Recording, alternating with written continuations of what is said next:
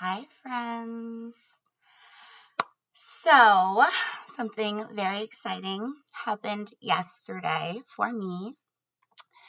I finally was able to complete the last step to ending this name saga that has been happening with me behind the scenes for the last year and almost year and a half. If you have not been caught up on that, I do have a playlist. I think it has 4 videos on it now, and I'll be adding clips from this one to it as well on the Courthouse Kidnapping YouTube channel. But I will give you the TLDR real quick. I'll try to make it quick.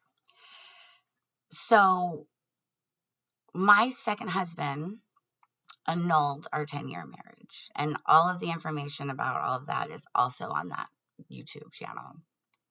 And I will link that in the description. Go subscribe. But when that happened, somehow it was almost, so that happened. And then about 2 years after that annulment, all of my accounts began to close as if I was deceased. And you can imagine how that messes with your brain when you've already been erased from your life for 2 years effectively. And then all of a sudden, your name isn't working for anything. Accounts were closed. I couldn't, anything that involved an identity check, I couldn't have a bank account. Nothing like a normal, I've basically been kind of forced to live off the grid almost for, I mean, not exactly, but in a way, it was like I didn't exist. And that began 2 months after I launched the Courthouse Kidnapping website, which is courthousekidnapping.com. So what we figured out was that the name on my Social Security card that the IRS had for me, the last name was different than the name on every single one of my IDs and the name that I've been living by for the last 11, almost 12 years. And I think I figured out how that happened. I'm not 100% sure, but I think so. But because that was the case, it's been 16 months that I have been having to exist without really even being recognized as a person in any system. It's been a challenge, to say the least. The only account that I was allowed to have was a PayPal account and Cash App. So, anyways, with all that being said, I'm very excited that that has been officially resolved.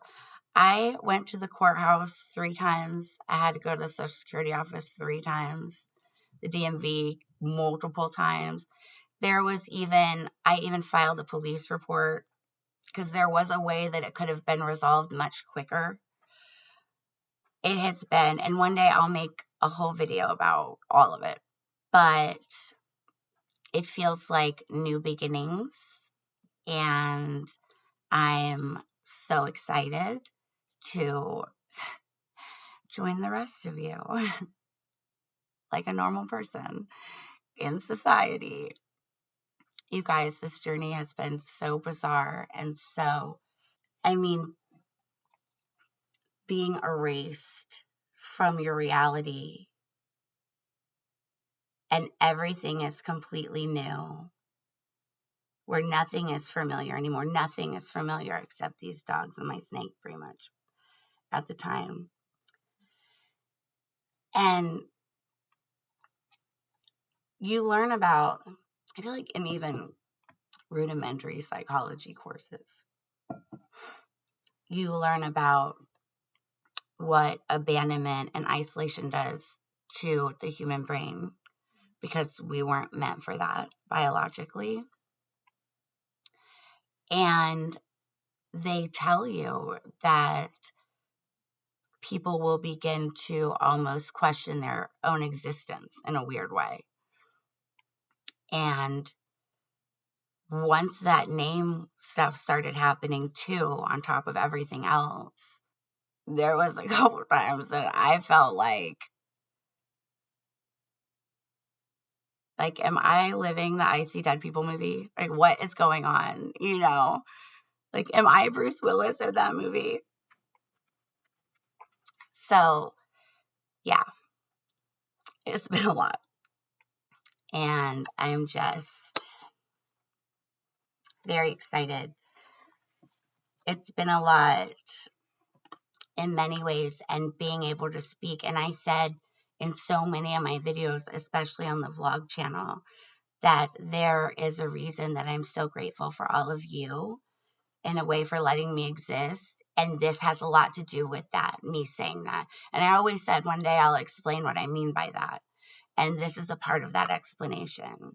Existing, it felt like I was fighting to exist, but not fighting myself in a mental health way. Not like I didn't want to. No, like I felt like I was screaming from the rooftops, I'm still here, I'm still here, you know? And a lot of times nobody was looking up. And you guys listening to me talk has been so much more, has meant so much, and has had such a profound catharticism on me, because just listening to my voice and watching these videos acknowledging my existence, you guys didn't realize you were doing a lot more for me than you thought you were. And I'm just so grateful. And I'll always say that. I'll never stop saying that, because being erased is weird. I felt like, oh my goodness, you guys okay. First of all, you guys know that most of my movie references are all like from old movies, because I've had fibromyalgia and narcolepsy so long that I don't really watch movies that much anymore, for the last 10 years at least. But do you remember that movie from the 90s with Sandra Bullock called The Net, where this was like right at the beginning of when everyone was starting to get computers in their houses, basically. And it was a psychological thriller. She was a very techie person, and they went in and kind of erased her from her life. I don't remember exactly why. There was an underlying premise. There was some. It's been a long time. But it felt like that at some points. I've learned so much, and it has been a journey. And I'm just so grateful for every single one of you. I really wanted to hop on here and say that. And I have a couple other ramblings to talk about. But speaking of names, oh my goodness, you guys are going to crack up. So, Virginia Beach. We're here. We're on the East Coast. But apparently, on the West Coast, there is a super fancy, super expensive organic grocery store. From what I've heard, this grocery store is would be like our Fresh Market times 1,000. Okay? Celebrities shop there and stuff. Now, I have heard the name of this grocery store many times, because a lot of the other YouTubers that I watch live over there, and they talk about it. It's a big deal. This grocery store is a big deal. And I looked it up earlier, and there's a website and everything. I'm such an idiot. I had only heard them say the name of this grocery store. And the name is Erewhon. And now I'm saying it differently because I know how it's spelled. But what I heard every time was Erewhon. And these YouTubers are talking about going to this grocery store and getting these expensive groceries. And and for like a year, I, in my head, thought, wow, you really know the economy is getting bad when Nike opens up a grocery store.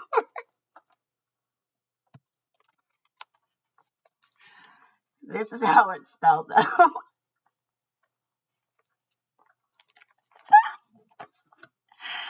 I saw it spelled and I was like, oh, I was picturing. I mean, you hear Erewhon, what does that remind you of? I was thinking this. Like, the whole time I was thinking, man, I wonder what the aesthetic's like.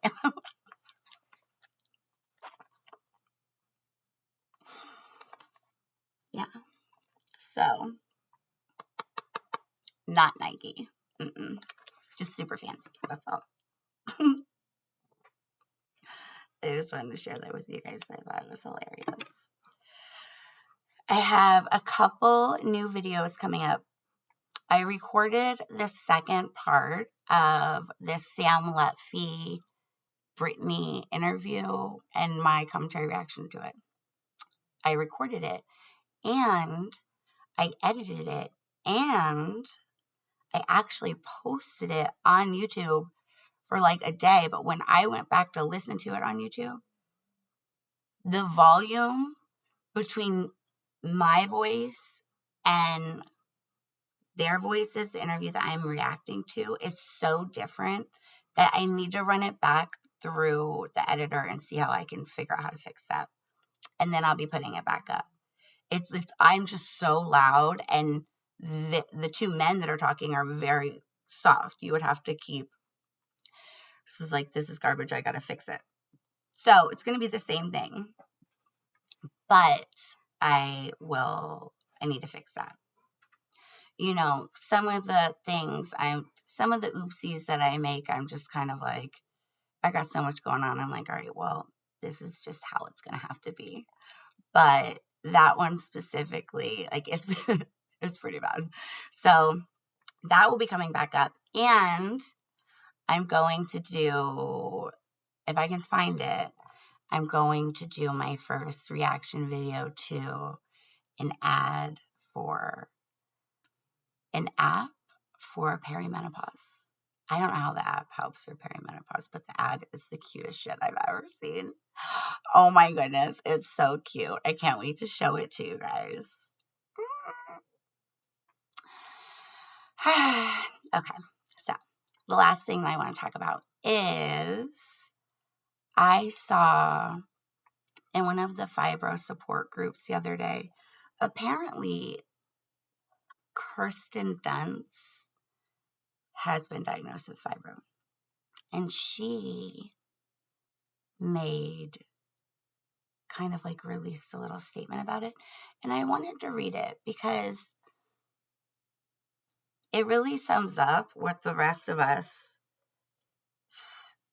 feel, or at least felt for the first 5 years.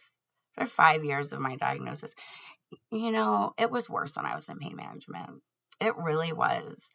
It is all so confusing, and everything that she says is pretty much true, and people experience it at different intensities at different times, you know, but it's been 14 years, and I would say it's been only the last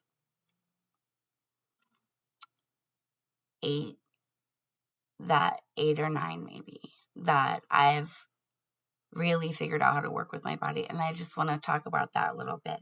I think it is good to acknowledge what she's saying, and I think I might be able to add something to it that is a little helpful too. So this was in Fibromyalgia Resources Facebook page. It says, Kristen Dunst's words shed light on the harsh realities of fibromyalgia. Fibromyalgia can take someone who is educated, ambitious, hardworking, and tireless and rob them of their ability to work, clean house, exercise, think clearly, and ever feel awake or healthy again. This powerful statement reveals how this invisible condition can strip away so much from a person's life, including their energy, clarity, and motivation. It can turn even the most active and driven individuals into ones who struggle with basic tasks that were once second nature. Fibromyalgia doesn't discriminate based on background, career, or lifestyle. It affects everyone differently, but the one common thread is that it takes away a significant part of daily life. The pain, the fatigue, the cognitive issues that come with fibromyalgia often leave individuals feeling lost and overwhelmed. Despite being resilient and determined, many are left feeling trapped in their own bodies. Raising awareness about fibromyalgia is vital to help others understand the complexity of this condition and offer support to those who need it. Acknowledging the struggles people face due to fibromyalgia can lead to greater compassion and better resources for those affected by this debilitating illness. Fibromyalgia awareness. Hashtag. All true. All true. But what I want to add is that, especially like I was saying before, in the first few years of your diagnosis, once you become kind of a professional patient, you're in and out of doctor's offices all the time, and it's a lot. And if you don't have a support system at home, it's even more. And it is so guilt inducing because it's confusing. You don't understand. I mean, I used to work 12, 14-hour shifts, 5, 6 days a week. Jennifer used to call me her little worker bee because I would have 2 or 3 jobs at a time. And after Mona was born and my fibro was really, really bad those first 4 or 5 years, it steals everything right almost down to your personality because it's guilt inducing. It's stressful. You know what your body was capable of. It doesn't make any sense why it's not capable of those things now. And it's invisible. So nobody really understands. And there are just so many layers to it. But after so many years, I don't know that my fibromyalgia got a little bit better, but I do know that I have learned how to handle it emotionally and psychologically, how to work with my physical body in those ways to just try to make the best out of a bad situation, which is this physical body, you know. And I have CFS-ME, which a lot of fibro patients also have. And I also have narcolepsy and Raynaud's, but a lot of fibro patients also have Raynaud's. A lot of these conditions are coexisting in clusters across the board. There is hope. The fact that our bodies are so different in sickness and in health, I mean, biologically, structurally similar, but on a microbiologic level, vastly different. What is going to work for me isn't going to work for the next fibro patient. And our symptoms aren't going to look exactly alike. Really engaging yourself psychologically is half the battle. And that's difficult to explain, but I'm going to be making a lot of videos talking about this on the vlog channel because I've just learned so much. And like I said, you guys, what works for me isn't going to work for the next person or the next person or the person sitting next to them because human beings don't, our bodies don't work that way. Illnesses don't work that way. But there is hope. And It can feel hopeless, but I promise you that there can be light at the end of the tunnel.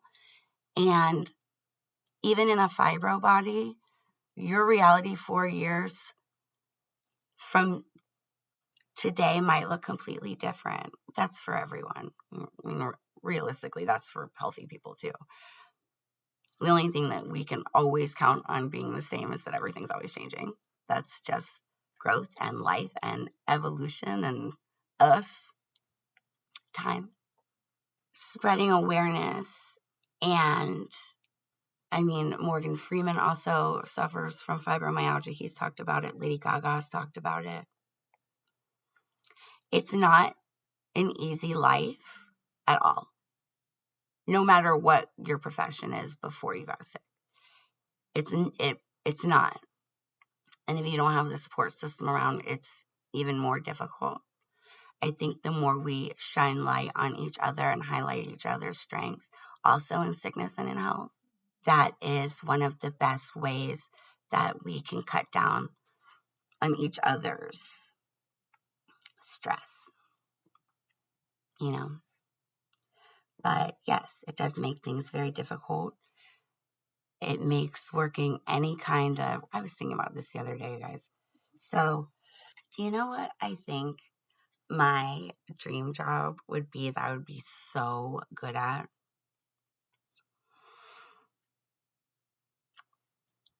Public city bus driver, not school bus, not school bus.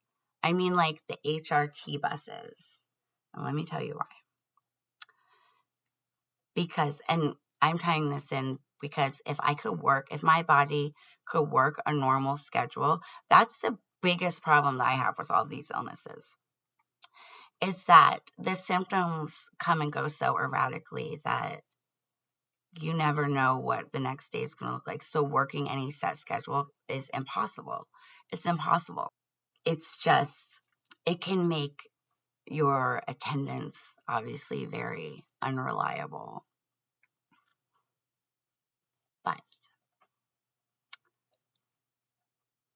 like an HRT bus, okay, you guys, I'm going to tell you why. First of all, after that enrollment, when I sold my truck to buy the RV to live in, I already drove my house for like 6 months because I lived in the RV by myself. Okay? 1, 2. Can you imagine? I am so friendly anyways. And if I had regulars on my bus, like I would like get to know their names. We could have story time. I would want a thing like a where you could talk to the people. What is it? What am I trying to say? Sometimes speaker. I could keep them up on current events. It would be great. I think that people would want to ride my bus. And I love humans. That would be when I worked at Chick-fil-A. So when I was 15, I had a work permit and I worked at Chick-fil-A for summer. And I swear, I am not trying to toot my own horn, but people would stand in my line just because I was so friendly. I would be such a good bus driver. And you know what? Those people riding the bus probably need to see a smile. It was so refreshing. I would be so good at it. It would be like Jamie tours of Virginia Beach. I would be so good at it. I would have regulars. I know that I would. Like, hey, Frank, how was work today? See you tomorrow. Like, I don't know. I'm so silly. But being a bus driver definitely is very strict scheduling. Those people have places to be. So that'll never happen. So I would be so good at that job. Oh, I'd be so good at that job. I'd be so good at that job. All right. Well, thank you guys so much. I just wanted to pop up here and say thank you. And that I am just so grateful for every single one of you and kind of explain a little bit why. And like I said, go subscribe to the Courthouse Kidnapping YouTube channel. I will link that playlist. If you're watching this on the YouTube vlog channel, I'll link that playlist in the description. And if you're watching this on one of the other platforms, go subscribe to the vlog channel on YouTube. So grateful for every single one of you. A Coral's Kidnapping is also on TikTok and Instagram. And I hope everyone has a beautiful weekend. And I am just so happy to be rejoining society again. Y'all are great. Thank you.